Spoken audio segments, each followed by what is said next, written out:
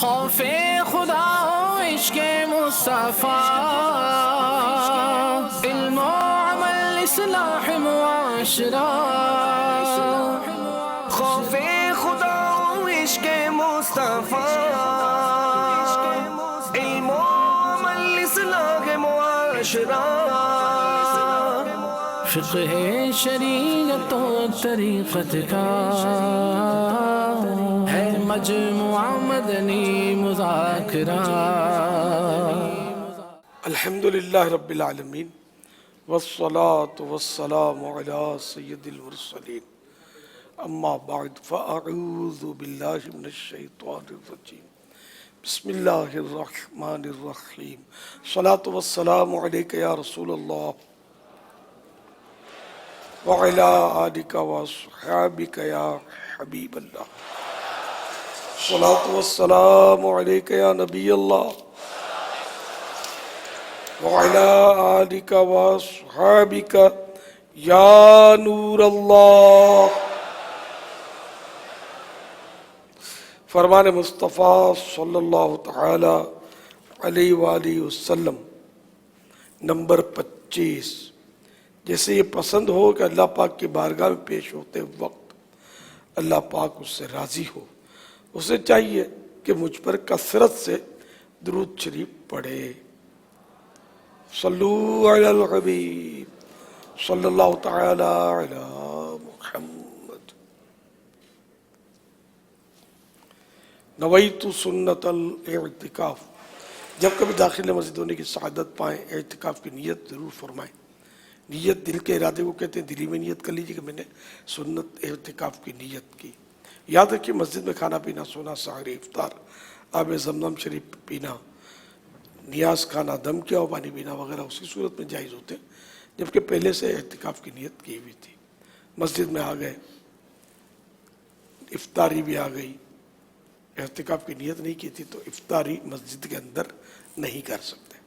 اور اس کے لیے اعتکاف کی نیت بھی نہیں ہو سکتی بلکہ اعتکاف کی نیت ثواب کی نیت سے کرنی ہوگی. اور پھر کچھ ذکر و درود کر لیں، مثلا چاہیں تو 12 مرتبہ درود شریف پڑھ لیں.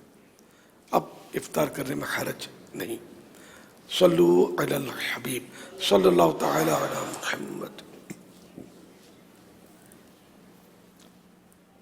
کی بارگاہ میں سوال یہ تھا کہ جس طرح دنوں کا سردار جمعہ ہے تو کیا اسی طریقے سے ماہ رمضان تمام مہینوں کا سردار ہے؟ براہ کرم رہنمائی فرما دیں.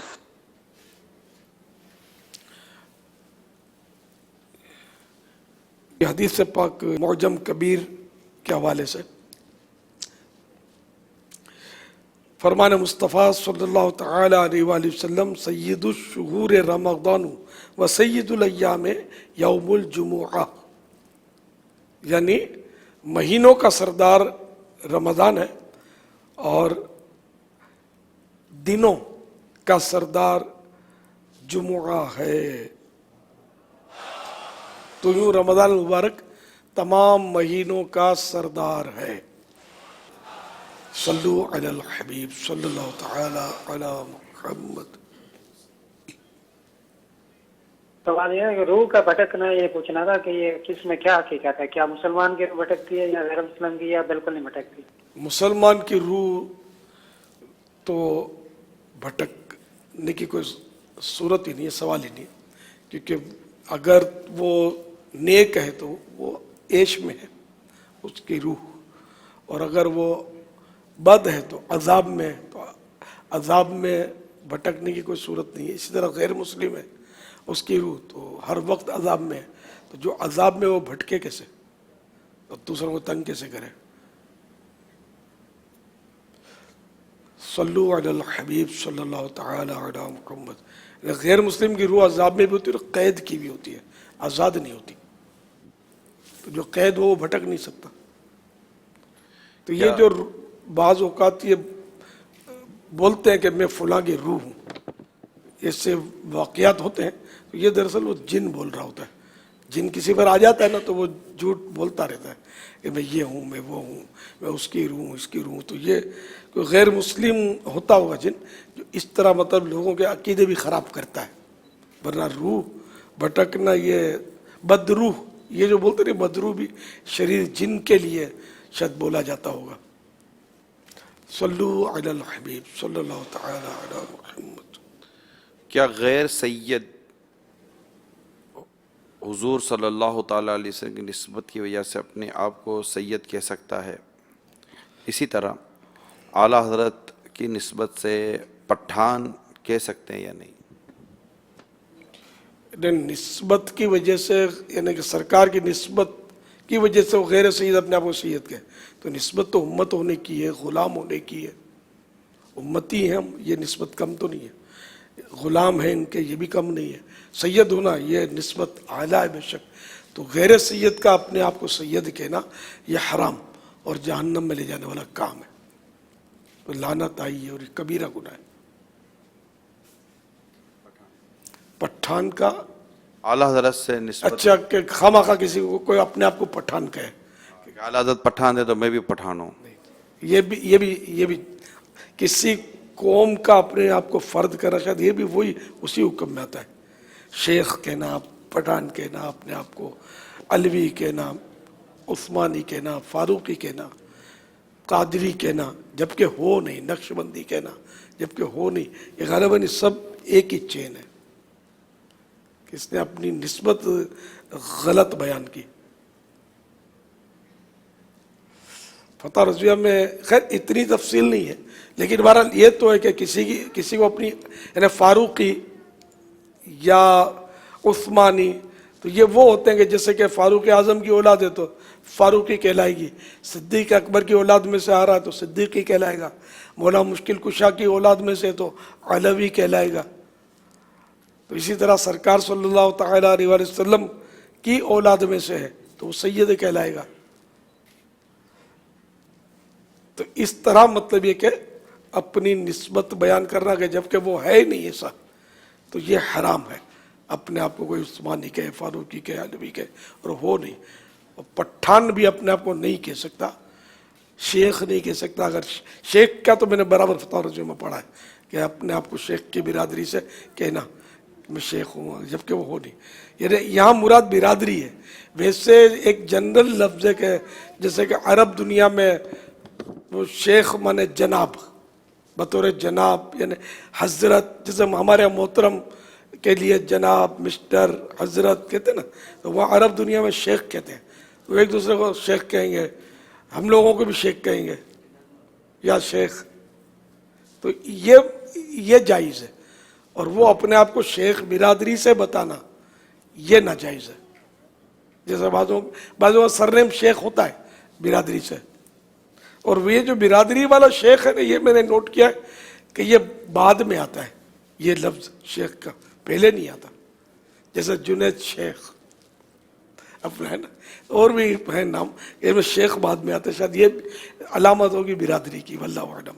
ورنہ بزرگوں کے لیے شیخ امین شیخ مرحوم. تو یہ برادری کا شاید یہ شیخ بعد میں آتا ہے. اور ویسے شیخ جو ہے احترام والا ہو سکتا ہے پہلے آتا ہو.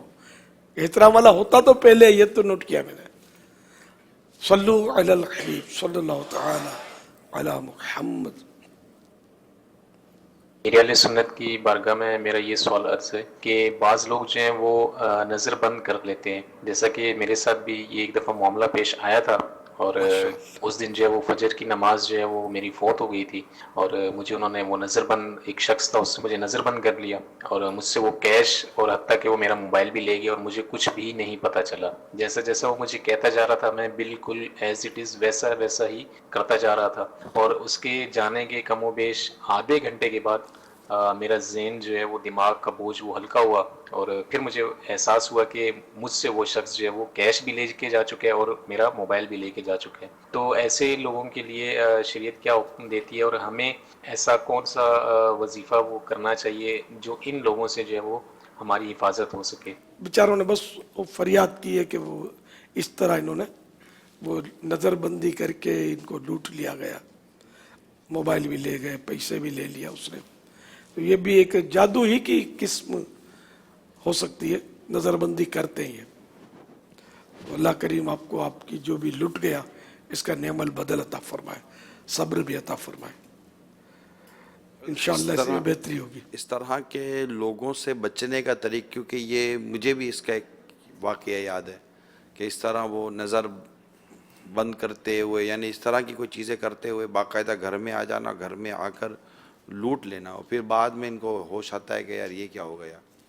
تو ایسے لوگوں کے ساتھ جو پتہ نہیں، لوگ کہتے ہیں کہ وہ دیکھتے دیکھنے میں یہ کر لیتے ہیں اور پھر یہ جیسا کہتے ہیں ویسا بندہ کرتا چلا جاتا ہے.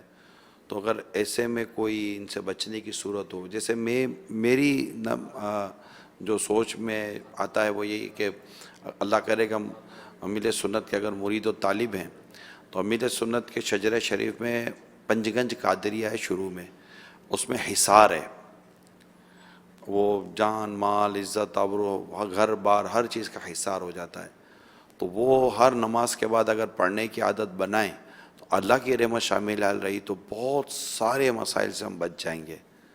اسی طرح صبح و شام 3 بار پڑھنے والا بے شجرہ شریف کے اندر وظیفہ ہے بسم اللہ علی دینی، بسم اللہ علی نفسی و ولدی و اہلی و مالی. یہ پڑھیں تو انشاءاللہ جان مال آل اولاد کی بھی اس سے حفاظت ہوگی اللہ کی رحمت سے. تو یہ چند چیزیں ہیں سر دست و ذہن میں ہیں کہ اگر اس سے ہم اپنے ہر نماز کے بعد کے اس میں لے لیں، پنجگنج قادریہ میں جو صبح پڑھنے جو ہر نماز کے بعد پڑھنے کا، اس میں حصار بھی ہے پہلے، تو انشاءاللہ امید ہے کہ اس سے فائدہ ہوگا. صلو علی الحبیب صلی اللہ تعالی علیہ. یہ سوال چلا. نوجوان بہت تیزی سے بگڑتا جا رہا ہے، ویسے ہی اس نوجوان کو کنٹرول کرنے کے لیے ماں باپ کو کیا کرنا چاہیے؟ برائے کرم جواب ارشاد. جو ماں باپ خود کنٹرول ہوتے ہیں نا تو وہ اپنی اولاد کو بھی کنٹرول کرنے کی کوشش کرتے ہیں.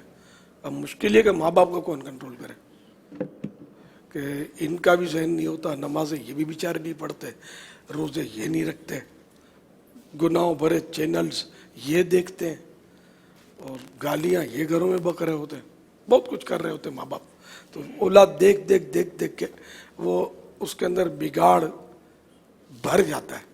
جب بالکل بگڑ جاتا ہے تو پھر کبھی کبھی ہم لوگوں کے ہاتھ میں آ جاتا ہے، دعوت اسلامی والوں کے. تو دعوت اسلامی والے الحمدللہ کئی ایک کو اس طرح سدھار دیتے ہیں. تو یوں سب کو دعوت اسلامی میں آ جانا چاہیے، بیٹوں کو بھی، نوجوانوں کو بھی، ان کے والدین کو بھی. جی ہاں، دونوں، والد اور والدہ دونوں کو آ جانا چاہیے. اسلامی بہنوں کا مدنی کام بھی ہے. تو جو والدین دعوت اسلامی کے مدنی ماحول میں واقعی ہوتے ہیں پراپر طریقے پر، تو ان کے بیٹے امید ہے کہ بگڑنے کے چانس کم رہیں گے، کہ وہ اپنی اولاد پر کوشش کرتے. اب پہلے یہ بگاڑ چکے اور اب مدنی ماحول میں آئے تو وہ دوسری بات ہے. تو بہرحال یہ کہ اللہ کریم سب کو ہدایت دے، جوانوں کو بھی ہدایت دے، بوڑھوں کو بھی ہدایت دے. بوڑھوں کا گناہوں میں پڑا رہنا یہ زیادہ تعجب خیز ہے کہ اب تو ان کے پاس کوئی آپشن نہیں ہے نا، کہ بالکل یعنی سامنے موت ہے، ان کو محسوس نہیں ہوتا، احساس نہیں ہے. تو ان کو تو زیادہ ڈرنا چاہیے. جوانوں کو بھی ڈرنا چاہیے کہ جوان موتیں بھی بہت ہو رہی ہیں حادثوں کے ذریعے، یا ویسے جوان بھی بیمار ہو جاتا ہے اور فوت ہو جاتا ہے. سبھی کو اللہ سے ڈرنا چاہیے.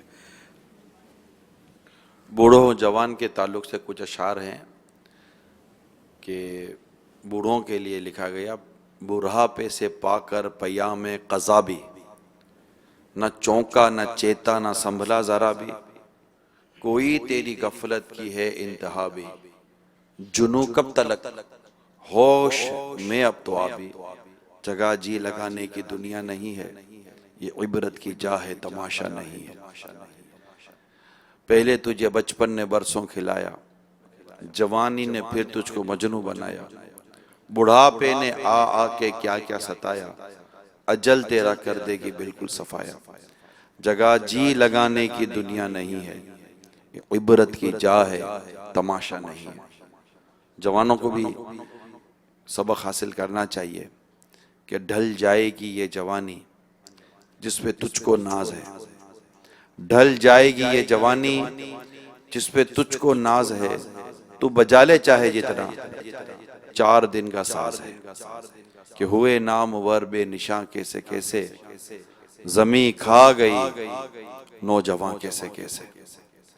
یہی تجھ کو دھن ہے رہوں سب سے بالا، ہو زینت نرالی ہو فیشن نرالا، جیا کرتا ہے کیا یوں ہی مرنے والا، تجھے حسن ظاہر نے دھوکے میں ڈالا، کہ جگہ جی لگانے کی دنیا نہیں ہے، یہ عبرت کی جا ہے تماشا نہیں ہے۔ آج جمعۃ الوداع ہے، آخری جمعہ ہے، رمضان مبارک کے چند دن ہی اب رہ گئے ہیں۔ اب یہ تو طے ہے کہ ہم دوسرا جمعہ ماہ رمضان کا ایک اور جمعہ ہم آتے سال ہی پانے میں کامیاب ہو سکیں گے اگر ہم زندہ رہے تو، اور ہماری زندگی کا کوئی پتہ نہیں کہ ہم زندہ رہتے ہیں یا نہیں رہتے، جی پاتے ہیں یا نہیں جی پاتے، اور آتے سال ماہ رمضان کو پانے میں کامیاب ہوتے نہیں ہوتے۔ چند دن رہ گئے، بس اللہ سے دعا کریں، ہم کوشش کریں کہ ہم ان بچے ہوئے دنوں میں خود کو بدلنے میں، خود کو سدھارنے میں کامیاب ہو جائیں۔ اللہ ہمیں سچی توبہ کی بھی توفیق دے اور ہمیں گناہوں کی عادت سے نجات دے دے۔ صلو علی الحبیب صلی اللہ تعالی علی محمد۔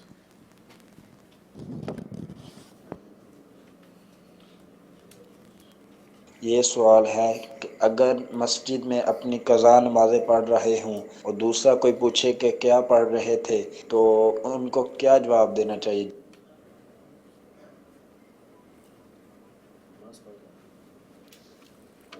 اتنی ساری نمازیں نفل پڑھ رہے ہو، پنچات تو کریں گے۔ گناہ کا اظہار بھی اصل گناہ ہے۔ کوری دیں گے تو اتنی ساری تو کبھی نہیں پڑھتا، آج لگا ہوا ہے کبھی سے، قضا عمری جو جوش میں آئے کرنا شروع کر دے۔ پوچھتے بھی ایسے نا، خیریت ہے یار اس وقت کون سی نماز پڑھ رہے ہیں، اور وہ بولے تو کیا بولے۔ اصل میں اسی لیے فقہاء کرام نے یہ فرمایا کہ جب قضا پڑھنی ہو تو پھر تنہائی کے اندر پڑھے، کیونکہ ہوگا یہی کہ بسا اوقات تو وقت ہی ایسا ہوگا کہ جس میں نفل پڑھ ہی نہیں سکتے، تو وہ قضا اس وقت میں پڑھے گا تو ویسے ہی لوگوں کو شبہ ہوگا۔ اب جب ایسے مقام پہ اس کو اندیشہ ہے کہ وہ پڑھے گا تو لوگ پوچھیں گے، تو ایسے مقام پہ پڑھے ہی نہ، اور اگر کوئی پوچھتا ہے تو برحال خاموش ہی رہے۔ یہاں تک کہ دوسروں کے سامنے کبھی مجبوراً وطر بھی قضا کرنے پڑے نا تو تکبیر قنوت کے لیے ہاتھ نہیں اٹھائیں گے، بلکہ ہاتھ باندھے باندھے ہی اللہ اکبر کہہ لیں گے۔ تکبیر قنوت واجب ہے، واجب ادا کریں گے وہ، اگر کوئی ایسی، ورنہ وہی ہے کہ چھپ کر پڑھے نماز قضا جو ہے، تو چھپ کر پڑھیں گے تو کوئی پوچھے گا نہیں نا کہ کیا کون سی نماز پڑھ رہے ہو۔ اب کوئی پوچھے کہ کیا کر رہے ہو، کیا کر رہے تھے، کبھی سے میں کھڑا ہوں باہر، یہ بھی ہوگا، میں تھوڑا مصروف تھا، مشغولیت تھی میری، کام میں تھا۔ میں کیا کام کر رہے تھے، ہر کام آپ کو بتاؤں، اس طرح وہ آدمی ٹال سکتا ہے، لیکن مسجد میں آزمائش ہو سکتی ہے، سب کے سامنے پڑھنے میں کوری دے گا، اچھا قضا عمری کر رہے تھے، اچھا سمجھ گیا میں، ہاں ایسے تو ہوشیار بھی ہوں گے، ہاں بالکل۔ پھر قضا عمری میں جو رعایت کے ساتھ ہو، پھر وہ جو بھی ہوشیار ہو سمجھ جائے گا یہ قضا عمری کر رہا ہے۔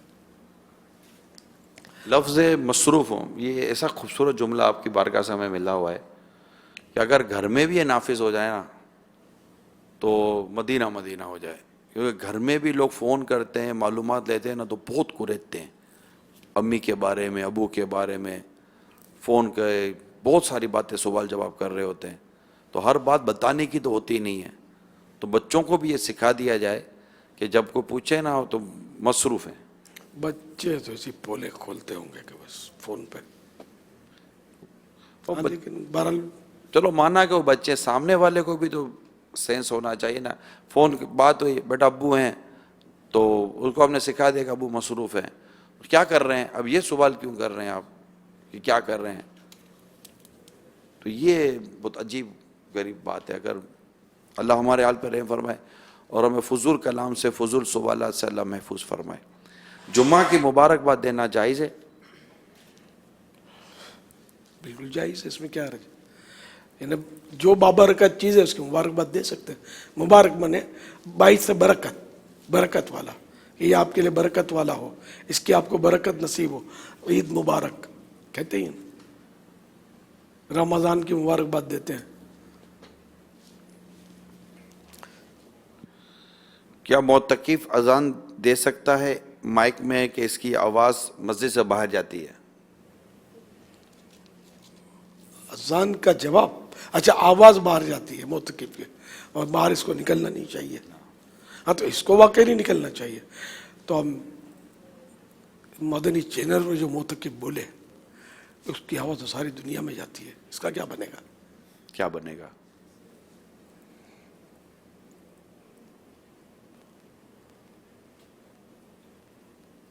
ہاں مفتی صاحب کیا کیا جائے؟ تو قابل غور ہے. بہرحال شرعی جواب یہ ہے، فقہی جواب کہ اس میں کوئی مسئلہ نہیں ہے. اگر اذان دیتا ہے تو اذان دینا اس کا جائز ہے. فنائے مسجد میں وہ اذان کے لیے جا سکتا ہے، اور ویسے بھی جا سکتا ہے، اذان دے سکتا ہے. خارج مسجد نہیں جا سکتا، البتہ مینارے پر جا سکتا ہے، اگرچہ کہ اس کا راستہ خارج مسجد ہو، کہ ایک شرعی ضرورت ہے جس کے تحت وہ جا رہا ہے. معتکف کی آواز باہر جائے تو اس سے کوئی فرق نہیں پڑتا. معتکف کو باہر نہیں جانا چاہیے، بدن نہ جائے، آواز بھلے جائے. امامت اور اقامت ایک ہی شخص کروا سکتا ہے؟ اذان اور اقامت، امامت اور اقامت ہاں کر سکتے ہیں. عوام جہاں مطلب اعتراض کرتے ہیں نہ کریں. ہمارے گھر والے کہتے ہیں کہ مغرب کے بعد گھر کی لائٹ جو ہیں اس کو آن ہونا ضروری ہے، بند نہیں ہونی چاہیے. ہاں یہ عوامی شروع سے ہم دیکھتے آ رہے ہیں مغرب میں جلا دو. مسجدوں کی جلا دیتے ہیں. ضروری نہیں ہے، ضرورت ہو تو جلائے، ضرورت نہ ہو تو نہ جلائے. کہتے روحانی وہ روحیں آتی ہیں. اور روحوں کو آپ کی بتی کی کوئی حاجت نہیں ہوتی. قبر کے اندر کیا ہوتا ہے؟ وہاں بھی کیا بتیاں جلائیں گے؟ قبرستان میں اندھیرے پڑے ہوتے ہیں، اس کا کیا کریں گے؟ تو یہ بس عوامی باتیں ہیں، ایسا کچھ بھی نہیں ہے. اللہ. نظام الدین صاحب ہیں، کہتے ہیں بارش نہیں ہو رہی ہے، دعا فرما دے، بہت گرمی ہے. یہاں پر یہ پاکستان باب گرمی المدینہ تو ہے، گرمی. باہر بھی گرمی ہے، لیکن ظاہر ہے کہ ہو سکتا ہے باب المدینہ کے علاوہ دیگر شہروں میں بھائی اتنی گرمی نہیں جو 2-3 سال پہلے ہوئی تھی، وہ تو لاشیں گر گئی تھی. بھائی تو اللہ تعالیٰ کی کروڑ رحمت. اپنا ماہ رمضان کی آمد سے پہلے بتایا جاتا تھا کہ 49 اور 48 اور 47 ٹیمپریچر جائے گا گرمی کا. کافی خوف تھا، مگر اب تک اس حالت سے تو بچے ہوئے ہیں، اللہ کی رحمت ہے. حضور باہر نکلتے نا ان کو گرمی لگتی ہوگی دھوپ میں. ہاں مگر اس وقت چند دنوں سے گرمی زیادہ ہے پچھلے چند دنوں کے مقابلے میں. جو ابھی اندر پڑے نا معتکف اے سی میں پڑے تو ان کو میرا خیال ہے گرمی کا باہر والے پاپا پتہ نہیں چلتا ہو اتنا. شاید ہو سکتا ہے وضو کے لیے باہر جاتے ہوں گے تو اندازہ ہوتا ہوگا. شاید ملک کے بعض شہروں میں ہو سکتا ہے کہ گرمی زیادہ ہو. دعا کر دیں اللہ تعالیٰ. اللہ کریم رحمت کی بارش برسائے، آمین آمین آمین زحمت سے بچائے، رحمت. آمین آمین آمین آمین آمین انشاءاللہ. فرمان مصطفیٰ صلی اللہ تعالی علیہ وآلہ وسلم، جب سخت گرمی ہوتی ہے تو بندہ کہتا ہے لا الہ الا اللہ، آج بڑی گرمی ہے، اے اللہ مجھے جہنم کی گرمی سے پناہ دے. اللہ پاک دوزخ سے فرماتا ہے میرا بندہ مجھ سے تیری گرمی سے پناہ مانگ رہا ہے، اور میں تجھے گواہ بناتا ہوں کہ میں نے اسے تیری گرمی سے پناہ دی.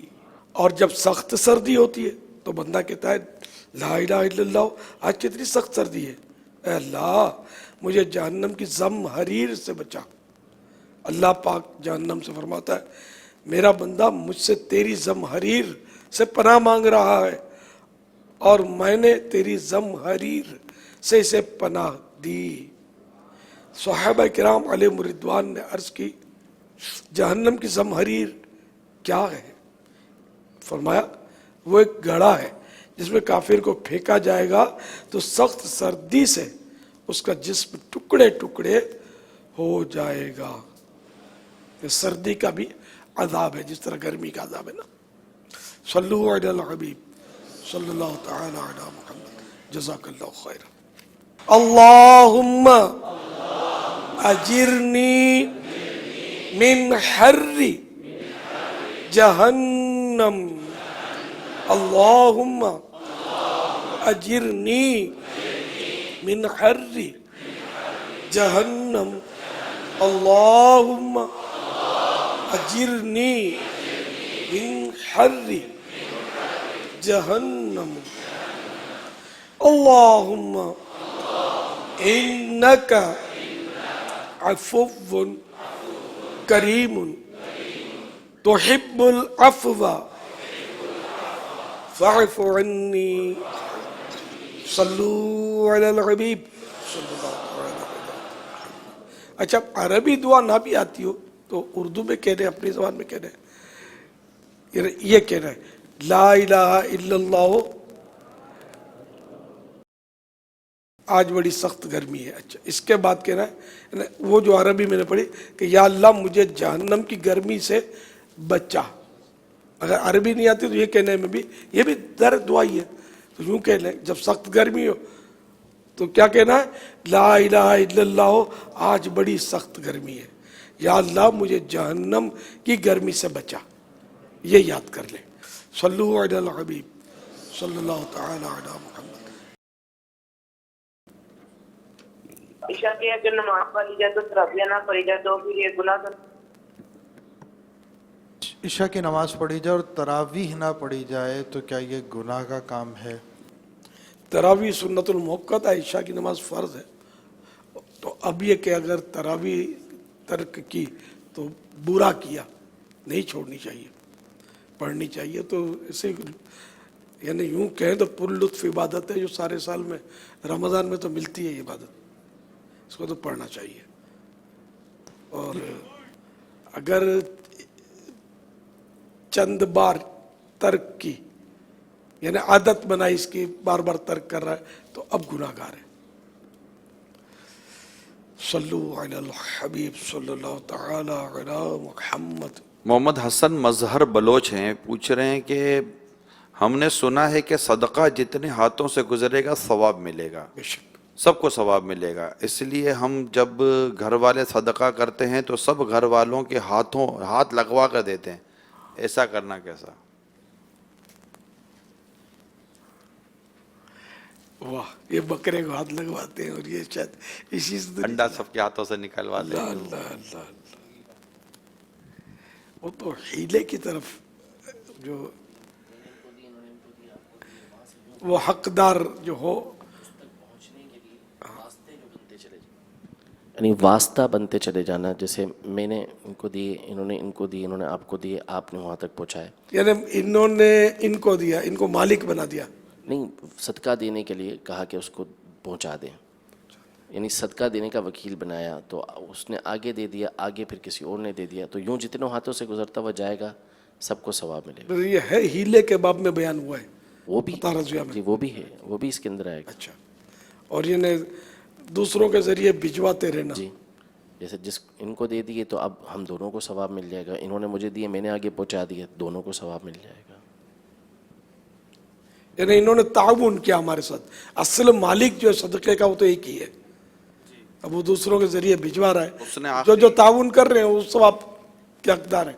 وہ تو ہر معاملے میں نا، تعاون کرنے والا تو اللہ کی رضا کے لیے کرے گا تو ثواب ملے گا۔ صدقے کی تخصیص یہ بخاری و مسلم کی حدیث ہے، فرمان مصطفیٰ صلی اللہ تعالی علیہ وآلہ وسلم، گھر میں جو کھانے کی چیز ہے اگر عورت اس میں سے کچھ دے دے مگر ضائع کرنے کے طور پر نہ ہو تو اسے دینے کا ثواب ملے گا، اور شوہر کو کمانے کا ثواب ملے گا، اور خازن کو بھی اتنا ہی ثواب ملے گا۔ ایک کا اجر دوسرے کے اجر کو کم نہ کرے گا۔ یعنی اس صورت میں کہ جہاں ایسی عادت جاری ہو، رواج جاری ہو کہ عورتیں دیا کرتی ہوں اور شوہر منع نہ کرتے ہوں، اور اس حد تک جو عادت کے موافق ہے، اچھا مثلا روٹی دو روٹی جیسا کہ ہندوستان میں عموماً رواج ہے، اور اگر شوہر نے منع کر دیا ہو، ہندوستان سے مراد پاک و ہند آبائی کا، وہ پہلے جب یہ کتاب لکھی تھی تو ہند میں لکھی تھی نا انہوں نے، اور اگر شوہر نے منع کر دیا ہو یا وہاں کی ایسی عادت یعنی عرف نے رواج نہ ہو تو بغیر اجازت عورت کو دینا جائز نہیں۔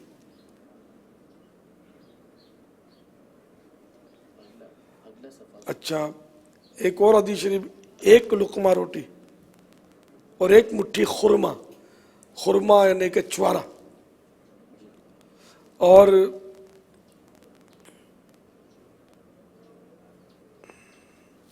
اس کی مثل کوئی اور چیز جس سے مسکین کو نفع پہنچے، ان کی وجہ سے اللہ تعالیٰ 3 شخصوں کو جنت میں داخل فرماتا ہے.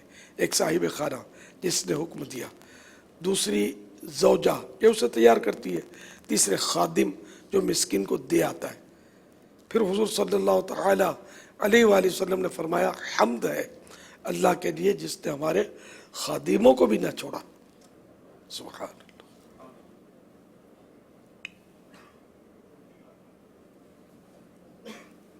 ماشاء اللہ. ہاں دونوں، خازن کی بھی روایت ہے، خادم کی بھی روایت ہے. خازن جہاں خازن ہو، ہر جگہ تو ہوتا نہیں ہر گھر میں، خادم بھی ہر گھر میں نہیں ہوتا جہاں ہو.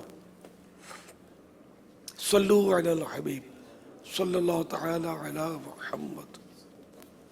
کہتے ہیں میرا بیٹا امریکہ میں ہے، وہیں رہتا ہے، کیا اس کا فطرہ میں یہاں پاکستان میں ادا کر دوں؟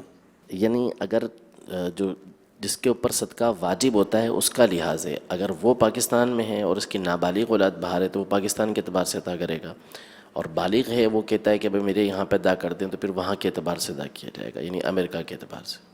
یعنی امریکہ میں ہے اور بچے پاکستان میں مثلا، تو اب یہ کہ امریکہ کی کرنسی میں وہ ادا کرے گا. اگر ہم مثال دے دیں جیسے امریکہ میں فطرہ $5 بنتا ہے فار ایگزامپل، اور بیٹا کہتا ہے کہ آپ میرا فطرہ پاکستان میں ادا کر دیں، تو پاکستانی $100 کے حساب سے فطرہ ادا نہیں ہوگا، اس کو پاکستان میں بھی اس کے $5 ہی کے حساب سے فطرہ ادا کرنا پڑے گا، یہی ہوگا. اچھا یہ میں نے مثال دی ہے. اچھا یہ ارشاد فرمائے کہ کہتے ہیں کہ میرے دل میں وسوسہ آتا ہے کہ اللہ مجھے نہیں بخشے گا. شیطانی وسوسہ ہے تو اس پر توجہ نہ کرے، اللہ کی رحمت پر نظر رکھے، اس کی شان غفاری پر نظر رکھے. اور قرآن کریم میں لا تقنطوا من رحمت اللہ ان اللہ یغفر الذنوب جمیعا، اللہ کی رحمت سے مایوس نہ ہو، بے شک وہ تمام گناہوں کو بخشنے والا ہے. تو جب قرآن یہ کہہ رہا ہے، ہمیں ڈھارس دے رہا ہے، تو اس میں مایوس نہیں ہونا چاہیے کہ مجھے نہیں بخشے گا. البتہ ڈرنا چاہیے کہ ہو سکتا ہے کہ گناہوں کی سزا ملے، یا اللہ نہ کرے کہ ایمان پر خاتمہ نہ ہو، کہ یہ تو بخشش تو مسلمان کے ساتھ مشروط ہے کہ جو ایمان پر رخصت ہوگا بخشش اس کی ہونی ہے. اگر گناہ گار ہے اور اللہ ناراض ہوا تو سزا دینے کے بعد اس کو جنت ملے گی، اور اللہ چاہے گا تو بے حساب بخش دے گا. اس کی رحمت پر ہے، جس طرح وہ چاہے وہ کرے، اس کی مشیت پر ہے. لیکن جو ایمان کے ساتھ لے کر نہیں گیا، کفر پر مرا معاذ اللہ، تو اس کی بخشش کی کوئی صورت نہیں ہے. ہمیشہ ہمیشہ ہمیشہ کے لیے وہ جہنم میں رہے گا. تو غیر مسلم تو خیر ہے ہی مایوس، لیکن مسلمان کو مایوس نہیں ہونا چاہیے. اور غیر مسلم کو بھی مایوس کیوں ہوتے ہو؟ کلمہ پڑھو، ایمان لے آؤ، جنت آپ کو بھی ملے گی انشاءاللہ. عید کے روز عیدی مانگ سکتے ہیں؟ اب جس سے مانگنے کا، اب جیسے باپ سے بیٹا مانگے تو مانگ سکتا ہے، جہاں جہاں معیوب نہیں ہے مانگنا. وہ ماموں ہر سال دیتے تھے، اس سال ماموں آئے، ماموں نے عیدی نہیں دی. ماموں کیا ہے اب اس سال عیدی نہیں دے رہے ہو؟ چچا ہے، چچا ہر سال عیدی دیتے تھے، اب اس بار آئے تو ایک ہوتا ہے تھوڑا سا بے تکلفی ہوتی ہے، چچا عیدی نہیں دے رہے ہو. اچھا تو اس کے ساتھ دوسرا سوال کر دوں کہ جیسے کہ ماموں نے پچھلے سال $100 دی تھی، اس بار لفافے میں $50 دے دیے، کیا ماموں کنجوسی کر رہے ہو؟ مہنگائی بڑھ گئی ہے، عیدی تو بڑھا دو، تو یہ 100 کے 150 کر دو. اس طرح یہ خوش طبعی کے عموماً ماحول میں اس طرح کے کلام اگر ہوتے ہوں تو ایسی صورت میں چھوٹے بڑوں کے لیے کیا؟ کنجوسی کا لفظ تو مناسب نہیں ہے، البتہ یہ کہ اس طرح ماموں چاچو سے مانگنے میں حرج نہیں ہے عیدی.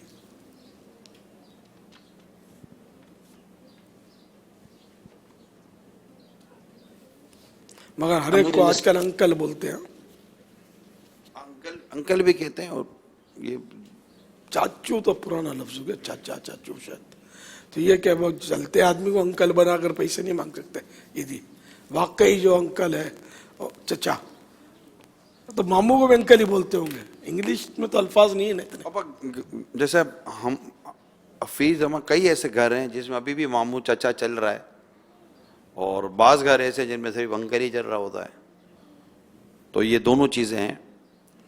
امیر علیہ سنت کی بارگاہ میں عرض ہے کہ آپ کی ولادت کی تاریخ 26 رمضان ہے. بعض لوگ اپنے ولادت کے اندر کیک کاٹتے ہیں اور سر پہ انڈے پھوڑتے ہیں اور اس طرح کے خرافات کرتے ہیں, تو کیا ولادت کی خوشی میں اس طرح کے فضول خرچ کرنا درست ہے؟ کیک کھانا اور انڈے کھانا یہ تو فضول نہیں ہے, البتہ سر پہ پھوڑنا پہلی بار سنا. سر پہ تو پھوڑنے کون دے گا سر پہ انڈا, تو بیچارہ چکنا چکنا تکلیف میں آ جائے گا. دینا ہی پڑے گا پاپا, اگر ایک نہیں پھوڑنے دے گا تو 2 پھوڑ دیں گے اس کے سر پر. یہ تو ماحول ایسا بنا ہوتا ہے, جو یہ موالیوں کا جو ماحول ہوتا ہے اس میں ہوتا ہوا. سدھرے ہوئے لوگ, سلجھے ہوئے لوگ ایسا نہیں کر سکتے. اور کیک کاٹنا, یہ کیک کاٹنے کے رواج میں پرابلم یہ ہے کہ اس پہ نام لکھیں گے اور کچھ مقدس عبارتیں اگر لکھتے ہیں, پھر اس پر چھری چلانا, یہ آدمی خود سوچے کہ ایسا نہ کرے.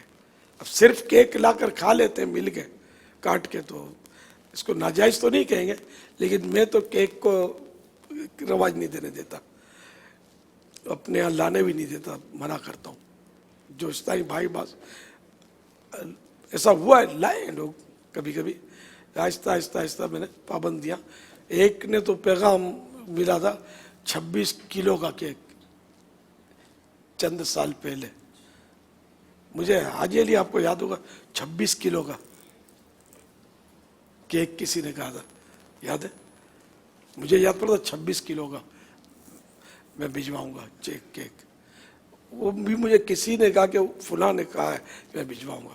ارے میں نے کہا بھائی یہ مصیبت, مطلب تو بالکل رواج پڑ جائے گا, وہاں سے بیچ پہ آ جائیں گے, اتنا کریں گے کیا, ہو جائے گا.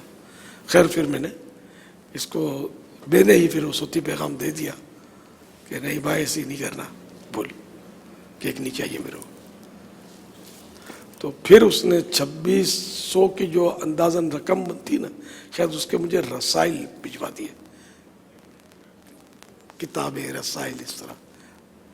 تو یہ کہ کیک کی پذیرائی میں نہیں کرتا, حوصلہ افزائی نہیں کرتا, اس میں خرابیاں بہت ہیں.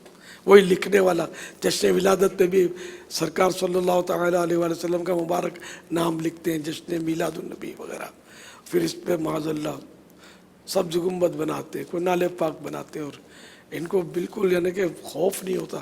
مجھے تو یہ الفاظ میں مزہ نہیں آتا کہ چھری, اور یہ پریکٹیکل کر دیتے ہیں. اس میں بعض لوگوں کا یہ ہوتا ہے کہ وہ کہتے ہیں کہ اردو میں نہیں لکھا, انگلش میں لکھا ہے, اس کو تو پھر چھری چلا سکتے ہیں. نہیں, انگلش میں بھی نہیں, یہ ادب کے خلاف ہے یہ کام. تو یہ کیک پھر گرتے بہت ذرات ہوں گے اس کے, پھر تالیاں بجاتے ہیں, غبارے پھوڑتے ہیں, بہت کچھ واحد خرافات بھی کر رہے ہوتے ہیں. صلو علی الحبیب صلی اللہ تعالی علی محمد. توبوا الی اللہ, صلو علی الحبیب صلی اللہ تعالی. اچھا, انڈے پھوڑتے ہیں جو کہا سر پہ, تو انڈے پھوڑنے سے تو سمجھ میں آتا ہے کہ ضائع ہوتے ہوں گے, بہ جاتا ہوگا, تو یہ گناہ ہے. مال کو ضائع کرنا حرام ہے. اور اس میں ممکن ہے کہ جس کے ساتھ یہ کرتے ہوں گے نا, اس کو بھی ٹھیک ٹھاک اذیت ہوتی ہوگی, ہر کوئی اس کو گوارا نہ کرے. وہ کہہ کے مار کے ہنستا ہوگا کہ آپ کو کوئی یار انڈا دکھائے گا بھی نہیں, مارے گا کیا. یہ مطلب وہ کہ جیسے وہ تیسا, اللہ کی پناہ. ہاں, اس نے 100 کے انڈے پھوڑے ہوتے ہوں گے تو آج یہ وجہ میں آیا ہوگا, یہ بھی ہوتا ہوگا. بہرحال یہ کہ یہ رواج اگر ہے تو یہ ناجائز رواج ہے, اس کو بند ہونا چاہیے. اب تو یہ بھی سنا ہے کہ وہ ٹماٹر, تیل, جو چیز آئے سامنے, کپڑے خراب, سارا کچھ, وہ جو سمجھ میں آئے, اب ایسے کرنے والے افراد پائے جاتے ہیں, اور کئی جگہ ایسا ہوتا ہے. یہ تو پہلے ہوتا تھا کہ سیاسی لیڈر پر لوگ گندے انڈے پھینکتے تھے, پہلے یہ ہوتا تھا, جس سے وہ خلاف ہوتے تھے نا تو گندے انڈے پھینکتے تھے. تو اب یہ صاف ستھرے بندے پر پھینکنے لگے. کیا حال ہے یار, کہاں جائے گی یار یہ دنیا. इंशाअल्लाह हम जन्नत में जाएंगे। ऐसी हरकतें करेंगे नहीं जो जन्नत के लिए कोई स्पीड ब्रेकर आ जाए, सीधे सीधे अल्लाह और रसूल की फरमाबरदारी करते हुए इंशाअल्लाह। बाग़े जन्नत में मुहम्मद मुस्कुराते जाएंगे, बाग़े जन्नत में मुहम्मद मुस्कुराते जाएंगे, फूल रहमत के झड़ेंगे हम उठाते जाएंगे, फूल रहमत के झड़ेंगे हम उठाते जाएंगे, और खुल्द में होगा हमारा दाखिला इस शान से, बोलो खुल्द में होगा हमारा दाखिला इस शान से, या रसूल अल्लाह का नारा लगाते जाएंगे हम तो, या रसूल अल्लाह का नारा लगाते। नारे रिसालत या रसूल, नारे रिसालत या रसूल, नारे रिसालत या रसूल अल्लाह।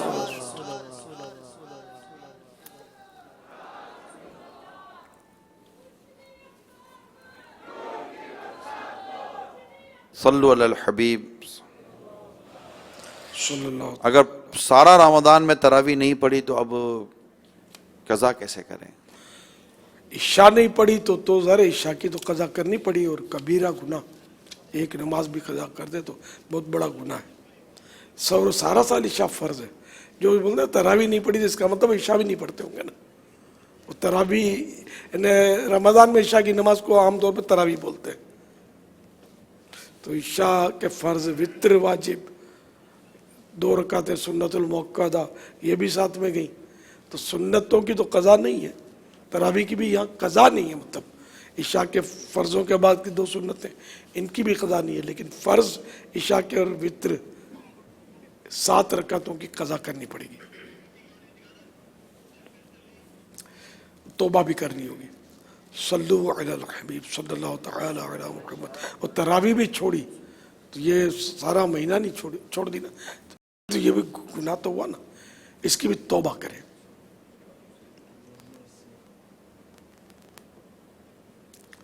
सल्लु अलल हबीब सल्लल्लाहु तआला अला मुहम्मद। मेरा नाम मोहम्मद मौजूद अली है। मेरा सवाल ये है कि राई के दाने के बराबर भी जिसमें तकब्बुर हो जन्नत में नहीं जाता, हमें कैसे मालूम हो कि हमारे अंदर राई के दाने के बराबर भी तकब्बुर है या नहीं, और अगर हो तो उसे कैसे दूर किया जाए? बराए करम जवाब अता फरमा दें, जज़ाकल्लाहु खैरा।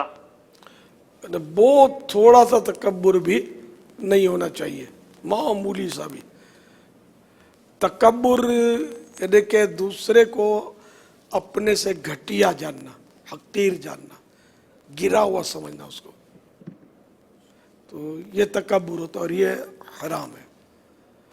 तो ये बाज़ों का तो अंदाज़ा हो जाता है कि वो इसमें कि ये दूसरे को तो हकीर समझ रहा होता है बंदा। अगर गौर करे ना उस्ताद तबीयत हो तो अंदाज़ा हो जाता है। और बाज़ों का तवज्जो नहीं रहती, फिर बाद में तवज्जो जाती है कि ये मैंने जो किया इसके साथ, ये फ़ेल, ये कहीं तकब्बुर तो नहीं था। तौबा कर ले। तकब्बुर एक पूरा रिसाला है, थोड़ा 100-150 सफ़े का, 100 सफ़े के आसपास का, मकतबतुल मदीना का, तो उसको हासिल करें। और उसमें तकब्बुर के इलाज भी लिखे हुए हैं कि जिस पर तकब्बुर आए ना, तो मतलब ये कि ये भी अल्लाह की मखलूक है। जिस मैंने इसको जलील समझा, हो सकता है मैं उसके आगे जलील हो जाऊँ, या अल्लाह ने अगर आज मैंने माल की वजह से तकब्बुर किया, माल छिन गया, तो फिर मेरा क्या होगा। और फिर तकब्बुर ये अल्लाह ताला के शायान शान है कि वाकई उसके सामने सारी मखलूक जो है वो हैसियत नहीं है उसकी, जो हैसियत अल्लाह ताला की साथ की है। تو یوں مطلب ہے کہ اگرچہ مقبولان بارگاہ جو ہیں ان کی بڑی شانیں ہیں، لیکن وہ بھی اللہ کی عطا کی ہوئی ہیں. تو یوں اللہ تعالیٰ سب سے بڑا، کبریائی اسی کی چادر ہے، وہ کبریا ہے، اس کی ایک صفت متکبر بھی ہے. تو وہ اللہ کے شان ہے، اللہ کی صفت ہے. بندوں کو یہ ہرگز زیب نہیں دیتا کہ وہ دوسرے کو گھٹیا سمجھے. ایک سوال آیا اس طرح کا کہ ایک شخص نے دوران طواف اپنی تصاویر کسی کو بھیجی، سامنے والے کا رپلائی اللہ آپ کی ریاکاری قبول فرمائے، کیا حکم ہے؟ تصویر بھیجی تو اس پر ریاکاری ہے. وہ طواف کے دوران لوگ اپنی اچھا سیلفی بناتے ہیں، تصویر بنا کر بھیج دیتے کہ میں طواف کر رہا ہوں یا میں عبادت کر رہا ہوں. تو اس طرح کسی کو اپنی اس طرح نیکی، کوئی بھی نیکی کے کام کی تصویر بھیج دی اور اس سامنے سے رپلائی آیا کہ اللہ تعالیٰ کی ریاکاری قبول فرمائے.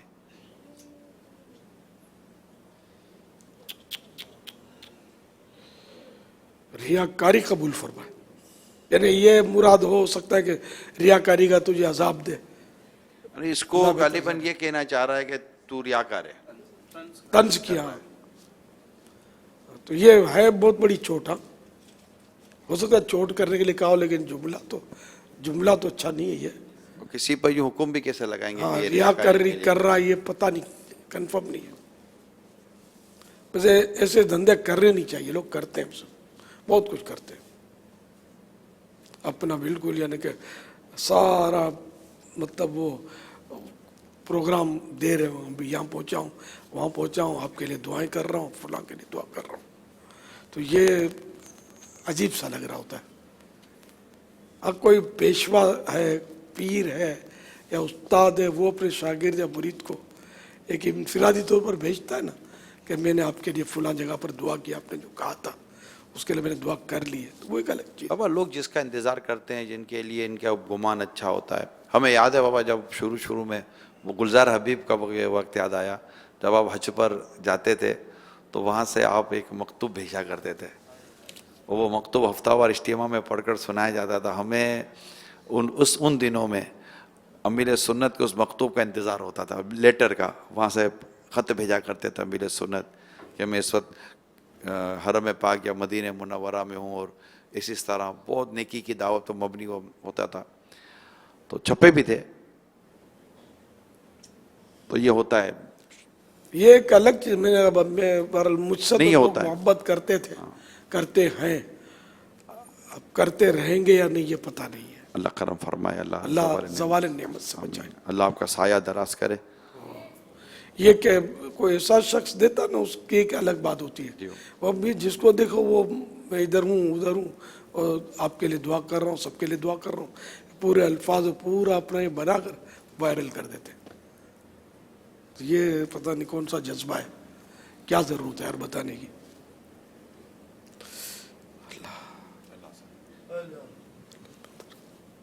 حالانکہ دنیا دیکھ ہی رہی ہے کہ طواف کر رہے ہیں، لیکن اب جن کو نہیں پتا ان کو اظہار کرنے کی کیا حاجت.